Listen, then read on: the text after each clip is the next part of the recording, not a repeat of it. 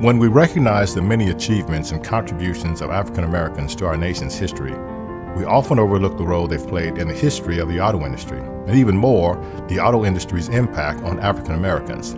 Beginning with the Great Migration from the South to work in northern assembly plants a century ago, to the significant role they play today running major auto companies, supplier operations, and dealerships, African Americans have helped define an industry vital to the nation's economy. To help unlock the stories behind these milestones, 3 industry leaders discuss the past and present contributions of African Americans to the auto industry.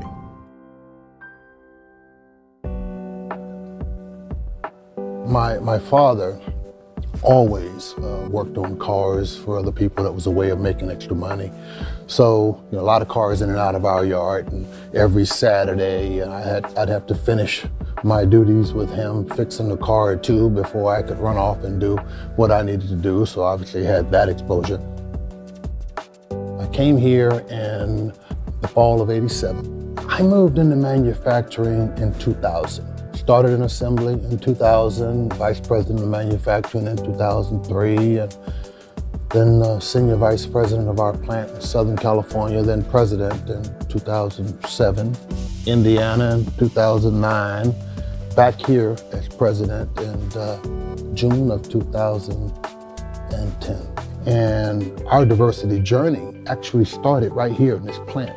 I mean, for the longest time, I was the single diverse executive in this company. So gave me an opportunity to lead some areas of the business where I and others thought we had a gap, and I had a passion, and that was around diversity and inclusion. We sat down and honestly started talking about what was happening in this company, what people felt.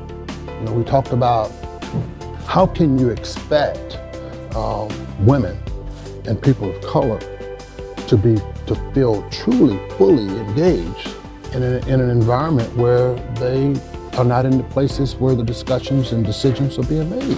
That's where we found a need to start opening up the discussion. That's where we decided to do training for all of the employees to expose everybody. And then, after doing it here, I was fortunate enough to be able to talk with some of our executives at the time about expanding it to all of our manufacturing plants, providing venues to communicate the what's, the whys, the hows constantly to all levels of the organization so everybody could understand what it is that they have to do to be a part of the solution, and even how they can kind of take a real good look inside themselves and see, are they part of the problem?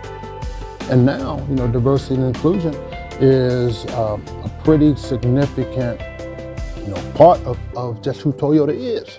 Our entire company is a far, far better place because we've been able to have those kinds of discussions.